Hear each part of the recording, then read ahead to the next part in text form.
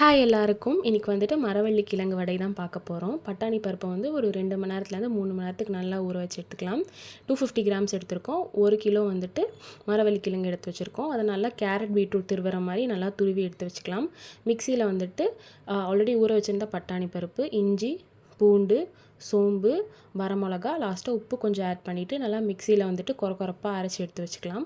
அப்புறமா ஒரு பவுல் அதை ட்ரான்ஸ்ஃபர் பண்ணிவிட்டு நம்ம ஆல்ரெடி துருவி வச்சுருப்போம்ல மரவள்ளி கிழங்கு அதையும் ஆட் பண்ணிவிட்டு அதுக்கப்புறமா வந்து பெரிய வெங்காயம், சின்ன வெங்காயம் ரெண்டுமே ஆட் பண்ணியிருக்கோம். அதுக்கப்புறம் கொத்தமல்லி, அப்புறமா கருவேப்பிலை.